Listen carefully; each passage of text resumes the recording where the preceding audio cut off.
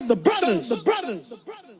Are we wearing the same clothes we wore in our last video? That's weird. What a weird coincidence. That's such a strange coincidence. We're definitely not doing this on the same day. No, definitely not. That's a fact. Welcome back to the VG Bros. I'm Phil. That's Andy. Happy Thanksgiving. Happy Thanksgiving, everybody. It's just around the corner. And we've already done a video talking about things we hate. We hate a lot of stuff. We're going to do another one of those videos too, by the way. We are. But this video is about things we love, things that we are thankful for. Yeah. That's all video game related, because I know that's what you want to see. And these are things that you might not have heard of before. Some of them you have heard of, some of them you haven't. But personally, for us and our video game lives, we are very thankful for these people and these companies that we're about to talk about. And number one on our list is a guy named Tom Dubois, if I'm pronouncing that right. If you ever watched the YouTube channel called My Life in Gaming, which is a really great channel, a lot of great content, they did a whole video on this guy. And they call him the man who drew Konami. You have to remember, in the 1980s, before video game magazines, before the internet, why did you buy a video game? The artwork on the box and also the back of the box, that little description that you get, that was all you had to go on for a lot of people. If you didn't have magazines to tell you stuff, that was it. Renting games and movies back in the day, it was, you'd go to the store and it was just like, what looks cool on the front of the box, look at that little thing on the back, and that was all you had to go on. Look, this guy looks like Arnold Schwarzenegger and he has a big machine gun in his hand. Well, hey, when you're 9 years old, I'm in. I'm in. Dude, yeah. He's an incredible artist. He did some amazing work. And, you know, the question is, where would the Castlevania series be without this guy? Where would the Contra series have gone without this guy? Did he do Ultra games too, or just Konami? Oh, yeah, he did Ultra games, Metal Gear. He did there you go. He drew the cover of that, which is the guy from Terminator. I mean, it's just a direct ripoff. Kyle Reese, you mean? Yeah, I mean, it looks exactly like him. Yeah. He did some of their sports games. Like I said, before the internet, you bought a game based on that cover. I mean, look at that. It's so good. Yeah. So, I don't know, kind of an unsung hero. I don't know where Konami would be, frankly, without this guy. I mean, can you imagine if Sega had tapped into this guy for the Master System cover art instead of the way that they went? I hate Master System. But it could have been a whole different ballgame for Sega. They could have sold, who knows, they could still be a viable company today if they had hired this guy. No. It's interesting. Konami got the Ninja Turtle license back in the day, which was huge. I mean, the Ninja Turtles in... Nothing bigger. In 1989, 1990. Nothing bigger. I mean, it took over all of our lives. Those of us who were kids at that time, forget about it. And the video games were just a natural progression of everything else, right? And the first video game, I think it came out in 89. So it was developed before the Turtles really got big. It's fairly low quality, especially compared to the second one, because they didn't realize how big Turtles was going to be yet. And the second game, they went all out in the arcade and the home console port, which was a really good port at that time. It was really, really good. And Konami had to pour in a bunch of their resources. They said, okay, this is it. This is Turtles. Dude, if you don't believe me, the first Ninja Turtles game on the NES sold over 4 million copies. Legend of Zelda only sold 6 and change. So almost as many people played Ninja Turtles as played the original Legend of Zelda. I mean, it sold. You find it in every bundle. It sold like crazy. So when it came time to make another one, Konami put all their resources into that.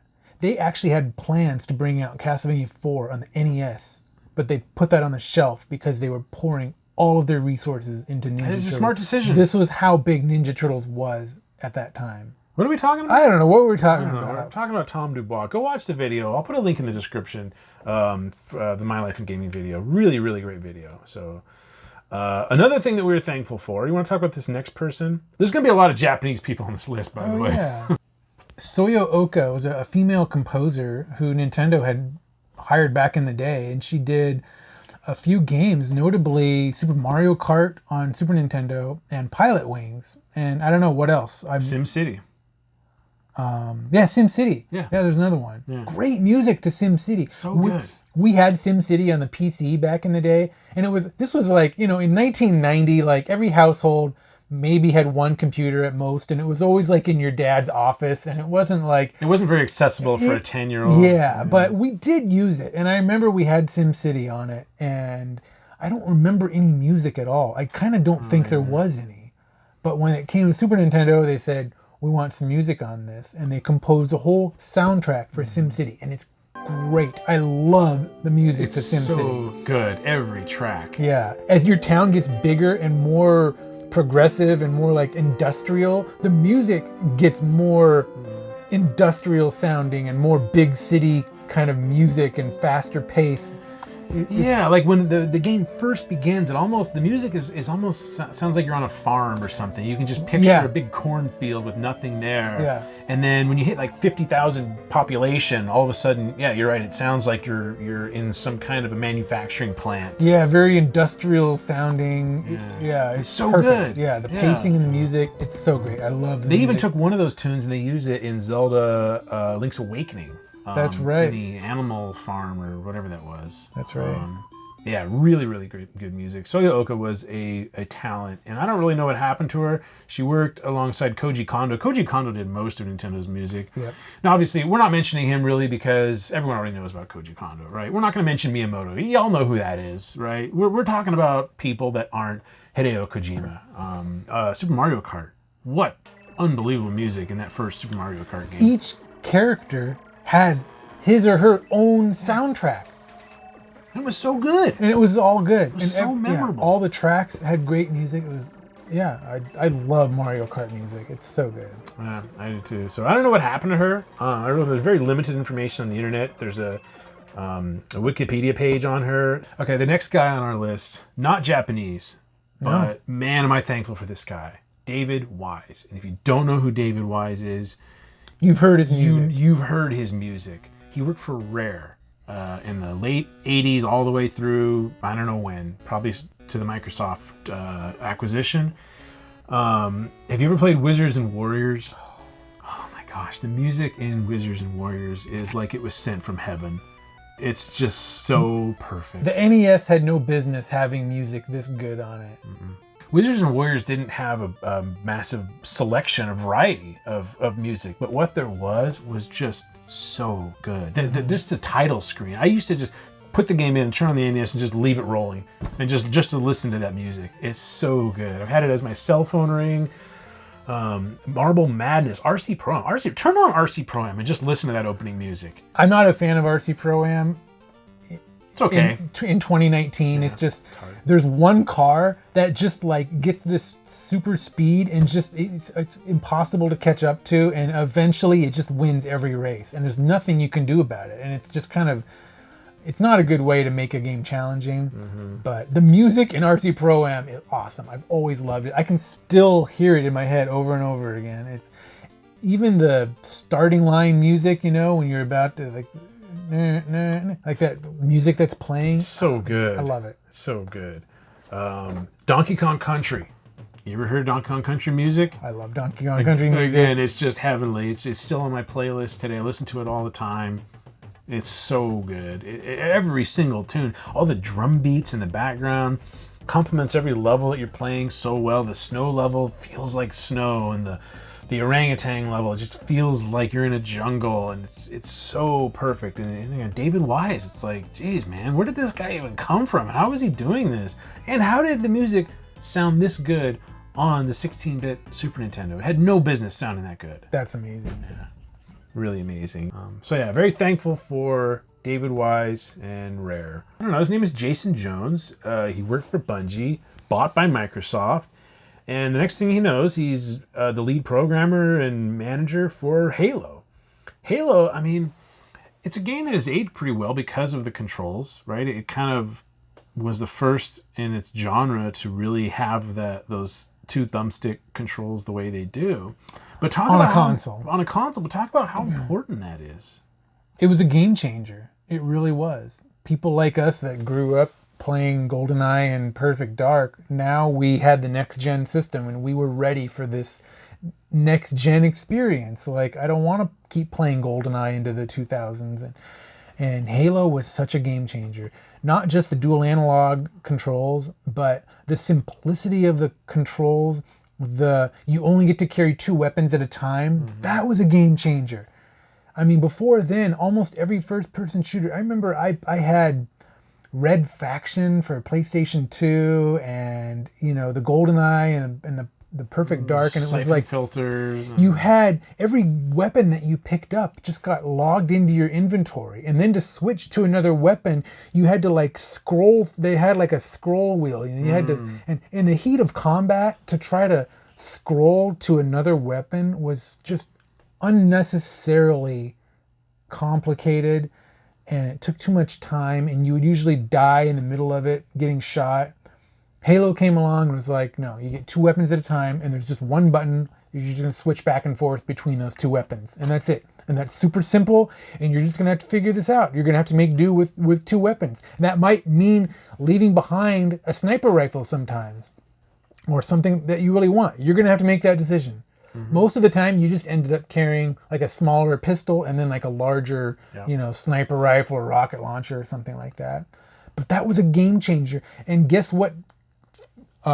Subsequent Call of Duty games did when they came out. Same thing. Same thing. Yep. Halo was groundbreaking. It paved the way. It wrote the book on not just how a first-person shooter controls on a console, but how to just change weapons and how to have an inventory and how to have it not overly complicated. Halo was so accessible. My parents used to play Halo. Well, I don't know if this goes for like the rest of the country, but like around the time Halo came out, you and I both lived in Redmond, Washington, which was the home of Microsoft. Yeah. And everywhere you went, there were these Halo LAN parties. Yep. Every house you walked into, I remember I had multiple televisions in the same house in different rooms, and there were like 20 guys over, and everybody was sitting in front of a television with a Microsoft controller in front of them, and they were playing Halo. And they were playing against each other all the time, and overnight this happened, and it was just absolutely everywhere. I'm not sure if this exists in other parts of the country like it did here. I think it did. Maybe not quite to the extent that it did here, but I think it did. Yeah, it was insane. And, so Jason Jones, I don't know where he is today. He's probably, He probably retired at 35, and probably younger than that. But, I think he might have done some stuff on Destiny and whatnot. But the importance of what Halo did and what it brought to the FPS genre, because the FPS genre is far and away the biggest genre that exists today. Right. Fortnite makes $2 billion a year. And it has been since Halo. Yeah. Look at the best-selling games every year since 2001. Look at the top 10 list every year. It's just full of Halos and Call of Duties. Yep. Every year. Fortnite, Apex. Yeah, now it's kind of... I don't know, Rainbow Six. I don't know what people are playing today, but yeah, you're right. Overwatch. They owe this to Halo and to Jason Jones largely for doing what he did. So, all right, let's talk about more Japanese guys.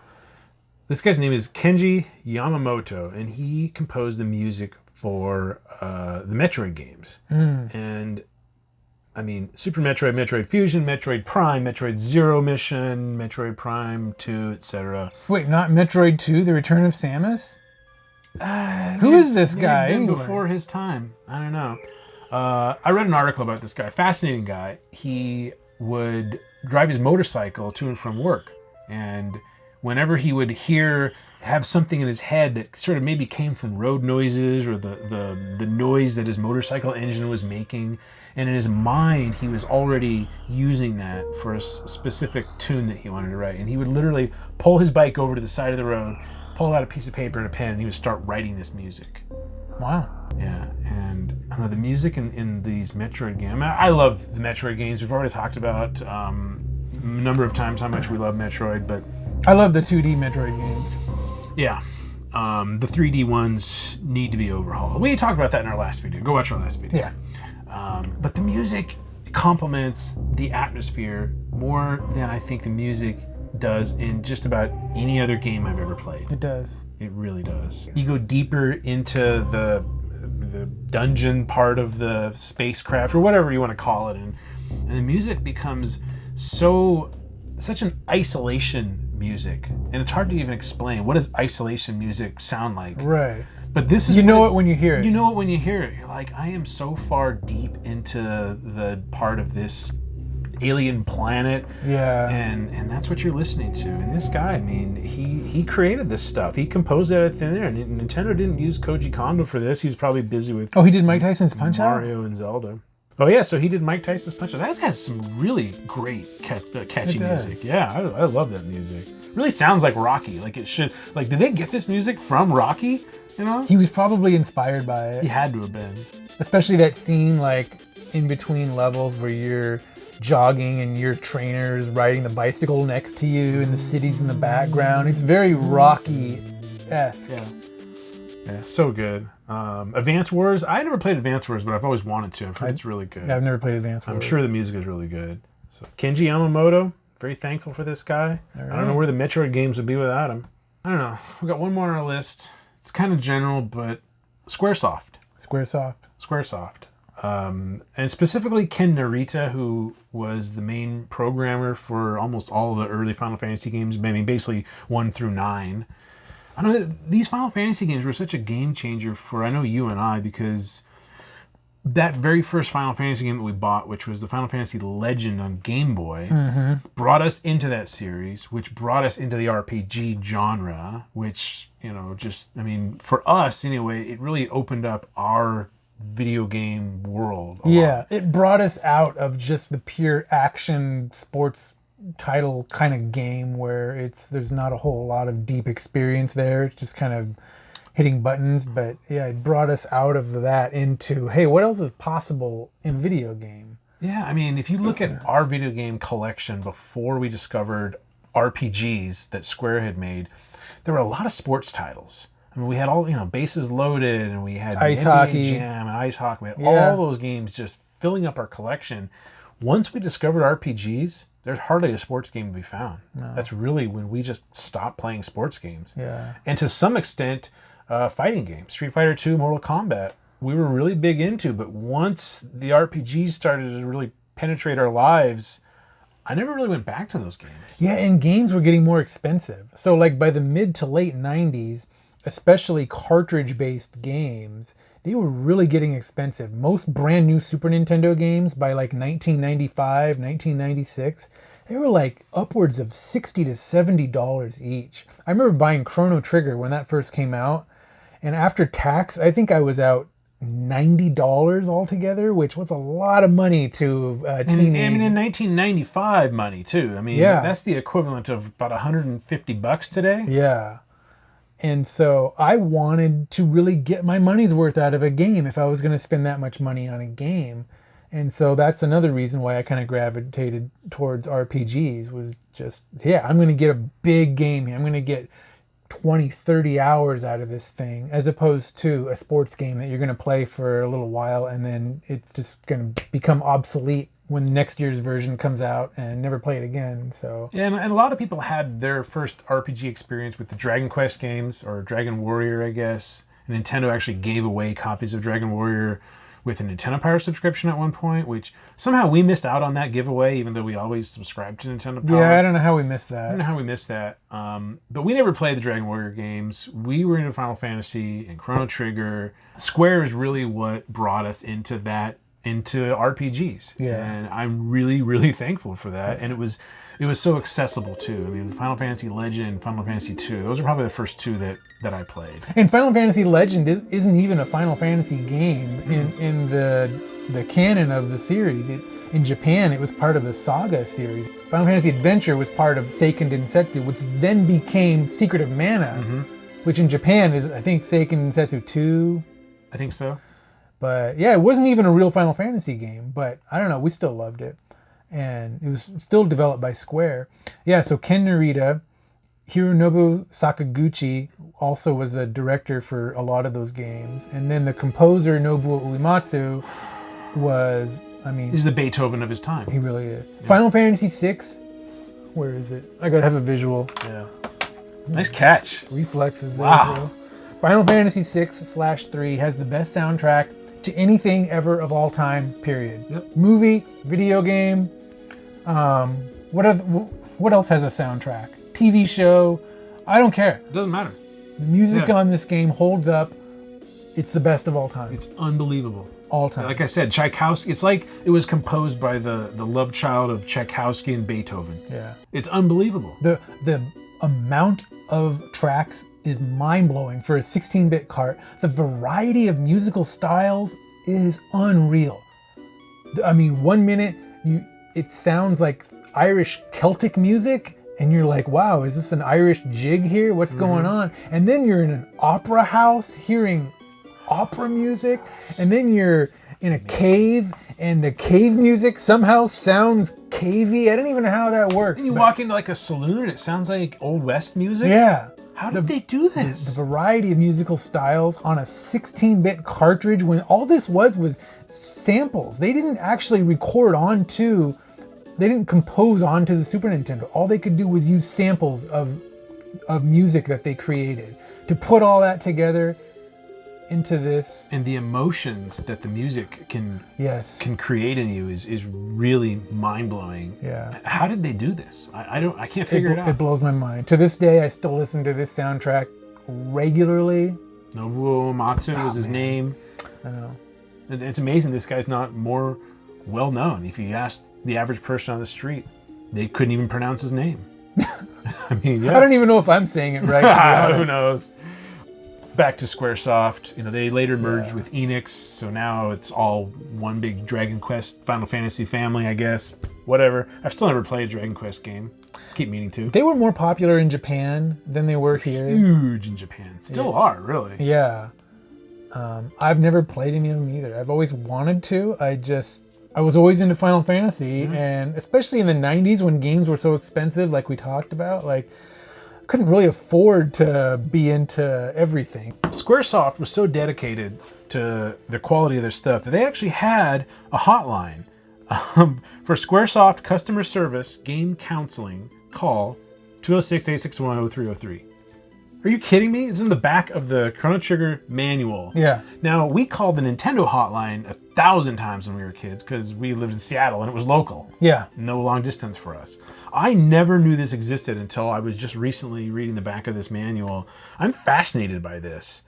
Did anybody call the Squaresoft gameplay counselors hotline back in the day? That's crazy to me. I mean, the amount of games that they had localized in the U.S. wasn't exactly a big number, right? I mean, the Final Fantasies, Chrono Trigger, Secret of Mana, a couple of other ones, and they had a dedicated team of gameplay counselors just to answer your questions on a handful of games. Wow. The address for Squaresoft, this was when they were in their U.S. headquarters used to be in Redmond, Washington. They moved out of Redmond and down to California, probably late 90s, I want to say. Okay. And so they were long gone by the time I was grown up and I was working. But when I was working, I was at a job for over 10 years in the exact office building that Squaresoft's U.S. headquarters were in. And I didn't even know it for the longest time. How did you find out about it? I was looking at the back of one of these manuals.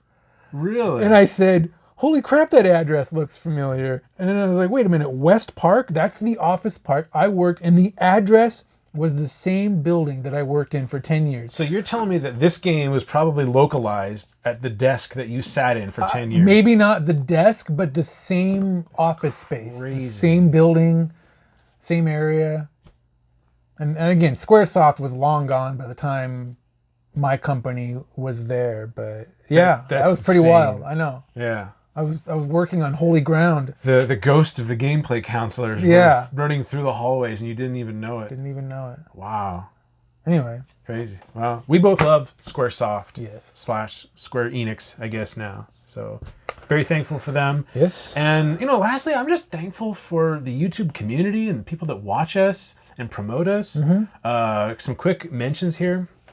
Retro Robbie, he's always been a big proponent of our channel and mentions us. We like his channel too. Love Retro Robbie. I love just going into his live streams that he does and just chatting with people. It's a very comfortable room to just be in and talk about whatever you want to talk about. Yeah. Tatted Collector's been really great. He's been a big proponent of our channel. Loves to talk about us. Reen Bean also. We did a collaboration video with Reen Bean, which is really fun. Yeah, that was fun. We should do that again. We should do that again. Yeah. Chase After the Right Price gave us a shout out, which doubled our subscriber count overnight. And Wow. I'm not kidding. It was insane. He just decided in one of his videos that he was going to give us a shout out. And I Alright. love Chase. Oh, I love Chase too. Love His videos stuff. are great. Oh yeah, Gaming Off the Grid. They nominated us for YouTuber of the Month, I think last month. Yeah. We didn't win, but that's all right. We're not bitter about it. Not at all. And then they were doing that as part of the channel called Do You Nerd? So check those guys out too. Gaming Yeah. Off the Grid and Do You Nerd, both great channels. So I don't know. I hope I'm not missing somebody, but everyone that watches us and likes our videos, Yeah. really, really thankful for all you guys. We are. We don't make any money doing this, and honestly, Quite the opposite of that. I don't ever imagine we will, and that's not why we're doing this. We're just doing it because we love community and we love video games. We love talking about them. So. We love to talk about video games, and our wives, frankly, got tired of listening to us. Yeah. So we're like, well, let's get in front of a camera and talk to someone else about it. Yep. That's literally how this went down, actually.